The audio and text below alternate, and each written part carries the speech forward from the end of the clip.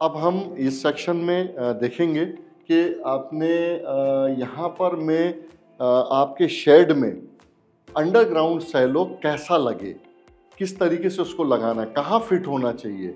तो बहुत सारे कन्फ्यूज़न हमारे अंदर में रहते हैं कि आप यहाँ पर अंडरग्राउंड सैलो कहाँ लगाना है। तो जिस तरीके से अभी आपने देखा है, इसको जूम करेंगे। ओके, पूरा पूरा पूरा जूम आउट करिए। ये पूरा शेड है आपका, ठीक है, ये पूरा शेड है। इस पूरे शेड में जो अंडरग्राउंड सैलो है वो सिर्फ 2 जगह लगेगा। यस, इसको जूम आउट करिए, सिर्फ 2 जगह लगेगा, इस साइड में या इस साइड, इधर या इधर। इसके अलावा ये आपका जो अंडरग्राउंड सैलो है कहीं नहीं लग सकता, कहीं भी नहीं लग सकता। उसको आप यहाँ यहाँ या बैक साइड में या इसके फ्रंट में कहीं भी आप नहीं, सिर्फ ये 2 जगह ही लगेगा। और इसके लिए हम आपको पहले ही आपको इन्फॉर्म कर देते हैं कि जो जो इसका अंडरग्राउंड सैलो का जो ये ऑगर होता है वो एक फिटिंग में 60 फीट आता है, 60 फीट, लगभग 20 मीटर, अप्रॉक्स 20 मीटर का उसका ऑगर होता है। वो पूरी कैपेसिटी के साथ में मोटर और पूरे के पूरे उसके फिक्सचर्स लगे होते हैं और उसके साथ साथ उसके मटेरियल भी उतना ही होता है।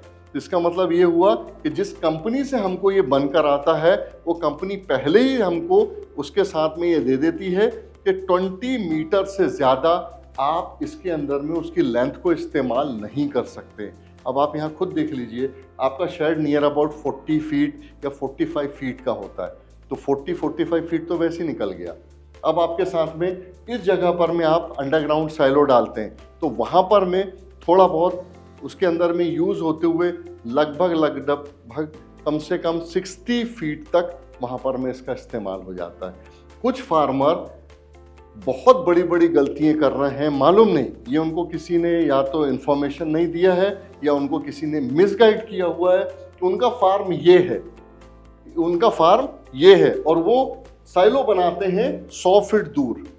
कोई फार्मर फ्रंट में 50 फीट दूर बना देते हैं, कोई फार्मर इस तरफ में यहाँ पर में उसका कम से कम 100-150 फीट दूर बना देते हैं। भाई सिंपल सी बात है, अगर आपका अंडरग्राउंड सैलो दूर बनेगा तो उसके अंदर में जो लोड होगा, जो उसके अंदर में फीड होगा वो भरेगा, उसका वज़न होगा, फिर उसको ऑगर को चलाएंगे कैसे। ऑगर को चलाने के लिए मोटर लगी हुई है, उस मोटर पे लोड आएगा तो या तो मोटर जलेगी या ट्रिप मारेगी या उसके ऑगर को तोड़ेगी, सक्सेसफुल नहीं होने वाला है। तो थोड़ा सा ध्यान दीजिए, दिमाग रखिए कि यहाँ पर में 20 आपका जो मीटर है उसके ऊपर में हम साइलो नहीं लगा सकते हैं। मेरे हिसाब से कोई डाउट नहीं होना चाहिए। जिधर आपका साइलो है, ध्यान रखिए, सपोज यहाँ पर में आपका ये रूम दिख रहा है, साइलो रूम, यहाँ से कोई भी डोर अंदर नहीं आना चाहिए, डोर अंदर नहीं आना चाहिए। डोर मीन्स इस शेड के अंदर में कोई एंट्री नहीं होना चाहिए। चलिए, आपने बोला कि नहीं एज पर वास्तु हमने यहाँ पर डोर डालना ही डालना है, ठीक है, मगर अब आपका जो पैनल है, इलेक्ट्रिकल का जो पैनल है, जो इसका पैनल है वो अपोजिट डायरेक्शन में लगेगा। अगर आप डोर यहाँ डालते हैं तो आपका पैनल यहाँ होगा, यहाँ डोर डालते हैं तो पैनल यहाँ होगा। आपने समझ में आ गया होगा कि सबसे पहले आप सेट करिए कि किस तरीके से आपका यहाँ पर में अंडरग्राउंड सैलो बनेगा और उसका छोटा सा फीड रूम बनेगा। ये फीड रूम बड़ा फीड रूम नहीं है, इसको हम कैप्सूल रूम बोलते हैं, छोटा फीड रूम होता है। अगर आप यहाँ उसको फिक्स करते हैं तो इस जगह पर में उसका एंट्रेंस होगा, इस जगह में कोई एंट्रेंस नहीं होना चाहिए। अगर हो रही है तो उसके अपोजिट डायरेक्शन में आपका पैनल लगेगा। राइट, नेक्स्ट में दूसरे में आप चलते हैं। राइट, ये है साइलो का टॉप व्यू, कैसा दिखता है। इसका पूरा वीडियो इसके अंदर में है, पहले भी डाला हुआ है। आप चाहें तो एक पूरा रन करते हुए वीडियो, मगर ये थोड़ा सा आपको बताने के लिए थोड़ा डिटेल जो था ये मैं आपको डाला हूँ।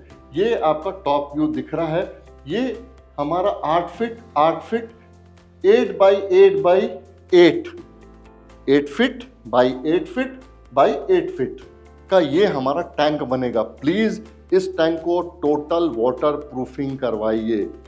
बारिश के दिनों में इसके अंदर में अगर पानी भर जाता है तो हमारा यहाँ पर में जब ऊपर में आप देख रहे होंगे इस जगह पर में इस तरीके से ये खड़ा रहेगा। आप अगर सपोज आप ये मान लीजिए कि पानी अगर इसके अंदर में रिसते हुए यहाँ भर गया तो यहाँ पर में तो आपका ऑगर लगा हुआ है, बूट बेरिंग लगे हुए हैं, सब जाम हो जाएगा, आपका पूरा फीड बर्बाद हो जाएगा, काम भी नहीं कर पाएगा। तो बिल्कुल भी आंख बंद करके कि हमको किसी ने बताया नहीं था कि इसकी वाटर प्रूफिंग क्यों ज़रूरी है, थोड़ा कॉमन सेंस यूज़ करिए कि जब इसके अंदर में फीड हमारा चलेगा, हम दाना डाल के इसके अंदर से हम दाने को लेकर अपने शेड के अंदर जा रहे हैं। अब अगर ये पानी में ही डूब जाता है तो फिर ये किस काम का। तो इसको प्लीज़ वाटर प्रूफिंग करवाइए। इसके आसपास में थोड़ी सी जगह भी छूटेगी, वो जगह हम इसलिए छोड़ देते हैं, आपको वीडियो में दिखाई देगा कि वहाँ पर में आपको नीचे उतर के अगर मेंटेनेंस है, सफाई है, वहाँ पर में हमको करना ज़रूरी है। जितना ओपन एरिया है उसको आप जाली लगाकर क्लोज करिए ताकि कोई चलते फिरते अंधेरे में कोई लेबर, कोई भी व्यक्ति उसके अंदर में ना गिरे और हमको उसकी सुरक्षा जो है उसमें कहीं कोई तकलीफ ना आए। चलिए, थैंक यू वेरी मच।